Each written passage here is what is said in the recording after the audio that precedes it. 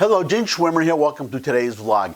Today I want to pick up where I left off yesterday. If you watched yesterday's vlog, then you know that I was talking about a couple of polls that came out, very encouraging for President Trump specifically for the election next year, but also potentially encouraging for the Republican Party if the Republicans can continue what Trump apparently has accomplished and perhaps even better, build on it. Now, the election is a year away. We'll have to see if these numbers hold up or if these numbers are actually even accurate. But these two polls that I cited yesterday, one of them was the Rasmussen poll of likely voters showing 34% approval of Donald Trump by black voters, black likely voters. The second poll was the Emerson poll, which is of registered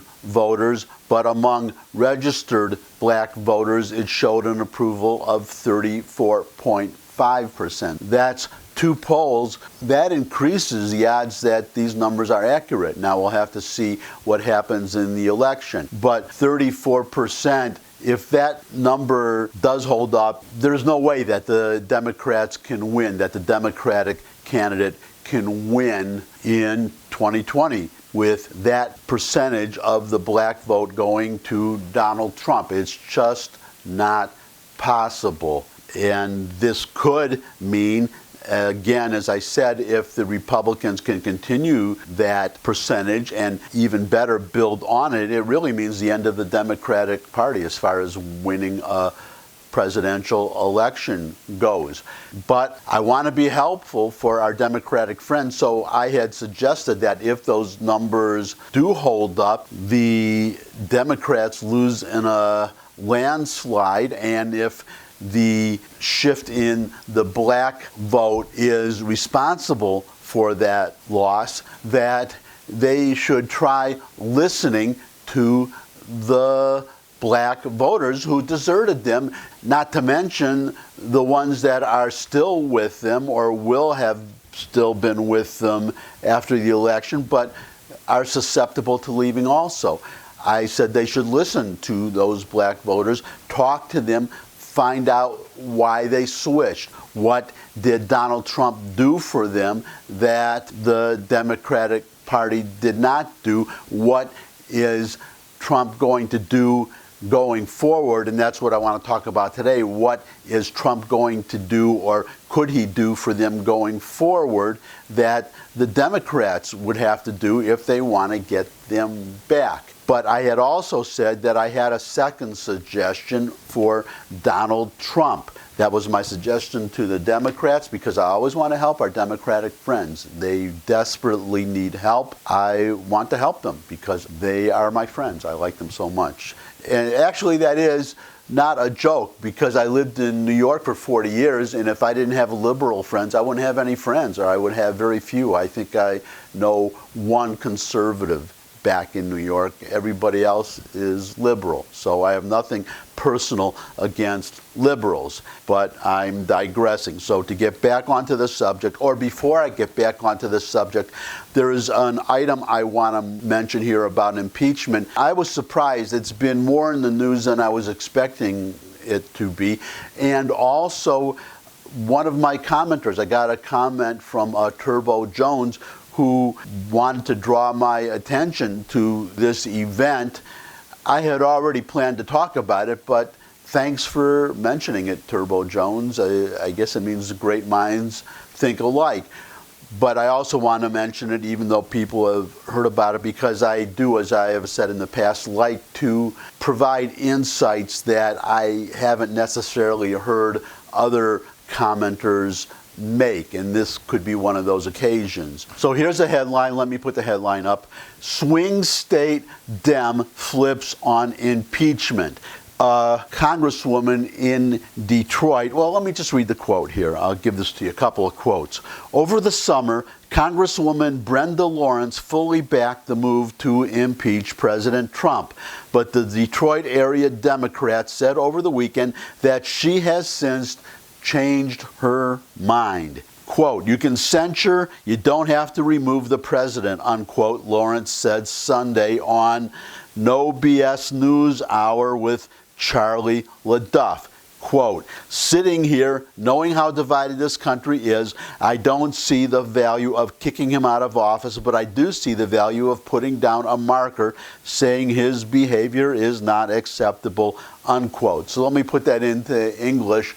The impeachment that they were promoting is turning out to be a debacle. It's not going well for them, to put it mildly. The longer this impeachment circus, as I call it, goes on, the more the voters, especially independent voters, seem to be turning against impeachment. So this congresswoman wants to cut her losses, which is good advice for all the Democrats. Just go for censure. That's what I would do. Go for censure.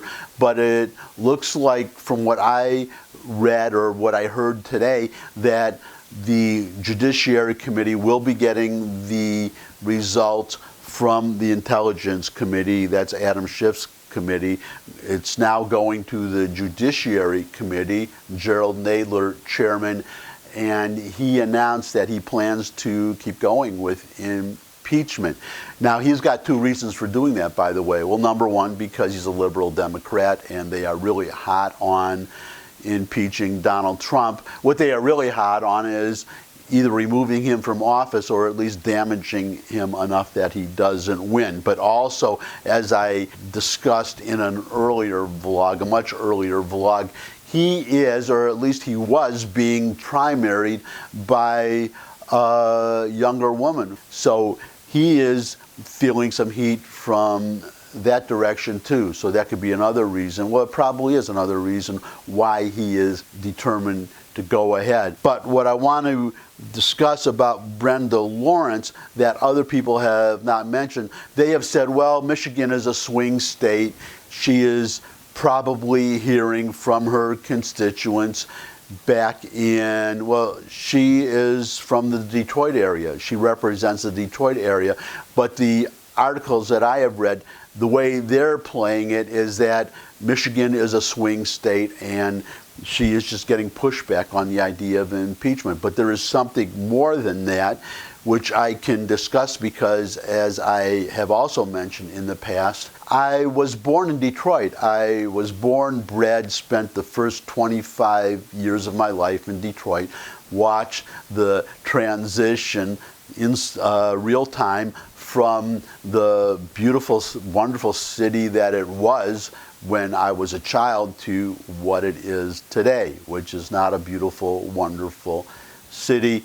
No offense to my fellow Detroiters who are still there. That's just a fact.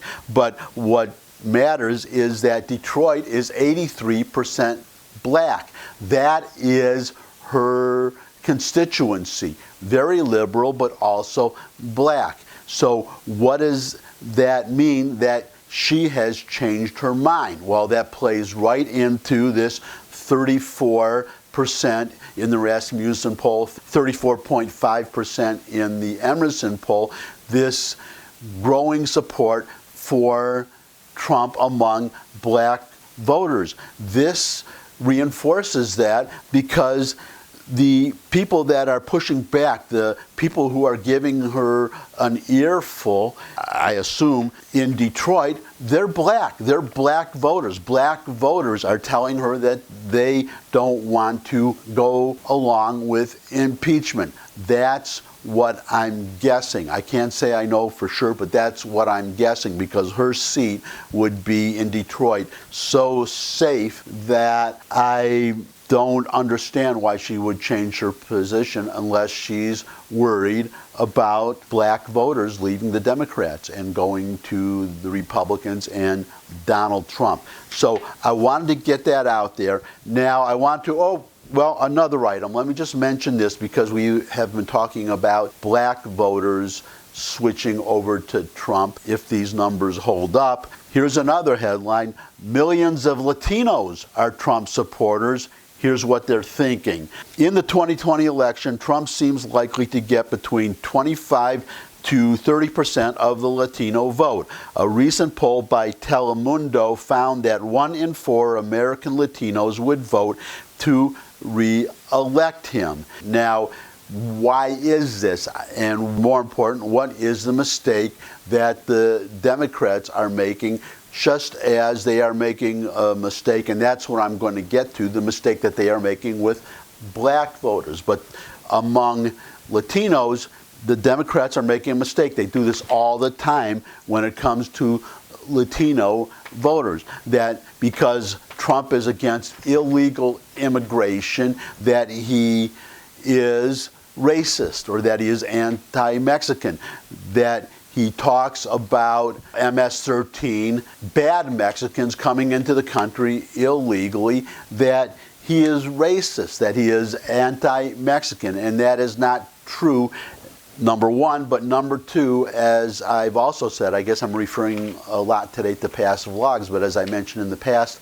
before I moved here to Tennessee the last 10, 11 years, I was living in Harlem. So I was among black people, obviously, but there are also a lot of Latinos there and Hispanics. So many, in fact, that when Charlie Rangel, the black congressman, retired, he was replaced by a Hispanic. I don't remember the gentleman's name, but that's how large the Hispanic population has become in Harlem. But the point I want to make is that I was in a conversation once with a Hispanic, and he was, I didn't bring it up, he did. He was very much against illegal immigration, as much as anybody else.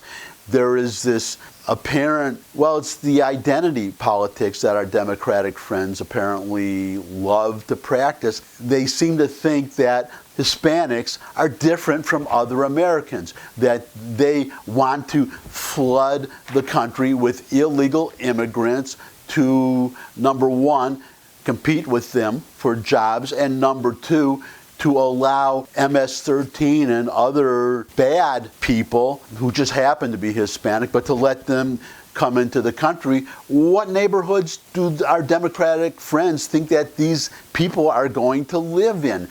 They're, for the most part, going to live in the Hispanic community. That's what's so irritating and hypocritical about some of our Democratic friends, that they support these policies that they don't have to feel the effects of. They affect somebody else. The people who are affected by those policies, they don't agree with them, and that's what's happening here. Now, that brings us to the black vote, and this is what I want to talk about here. First, I want to quote another article. This one just came out, and it is encouraging because it looks like Donald Trump is ahead of the game here. He's basically doing what I think he should do, what I always wished Republicans and conservatives would have done, and that's to actively reach out to black voters. That low taxes, low regulation, tough on crime, that all of these benefit black voters as much as they benefit everybody else. Now, this article I'm going to discuss right now, here's the title, 2020/1936. Can Trump match FDR's appeal to black voters? It may seem hard to believe today, but in FDR's day, when he first ran for president, black voters were voting Republican. FDR reached out to the black voting community in 1932. He still lost among black voters, but it was a beginning. He continued to reach out, and by 1936, the black vote was shifting. So that's what this article is asking. Can Trump do the same thing that FDR was able to do? So let me give you a quote here, a couple of quotes. Last week, the presidential campaign of Donald Trump announced a six-figure ad buy across black radio stations and in black newspapers. The newspaper campaign targeted 11 major markets in key states across the nation, including Pennsylvania, Michigan, and Virginia, all states that the Trump team believes will be in play in 2020. The radio ads were run in the same 11 urban markets under their theme of, quote, black voices for Trump, unquote. It is clear that the president's Trump campaign is emulating what the Franklin D. Roosevelt campaign did in 1936. That's what I was just talking about. Similar to Roosevelt in 1932, Trump broke new ground in 2016 by being the first Republican candidate for president in many years to actively solicit the black vote via speeches, radio ads, and social media advertising. His campaign in black areas and appearances in black churches was unprecedented for a GOP standard bearer, and it paid off as he won more than 20% of the black vote in the key swing state of Pennsylvania. So his outreach to black voters, it's arguable that already enabled him in 2016 to win Pennsylvania. I don't remember what the margin was in Pennsylvania, but it's perfectly understandable to me that black voters could have made the difference for Trump in Pennsylvania. This brings me to the advice that I wanted to give Donald Trump. He's already reaching out. That's great. I hope that Republicans will continue to do that. But the issue that I think he should really push is education. Trump can, number one, he can refer to Elizabeth Warren. She's constantly railing against big corporations. But what about big unions that keep these poor black kids, and when I mean poor, I don't mean financially poor, I just mean unfortunate, trapped in these schools. And black voters get it. Here is a video, you may have seen it already or read about it. Elizabeth Warren speaking in Georgia, and in the middle of her speech, she is interrupted, she is heckled by black voters chanting for school choice. Just watch this video.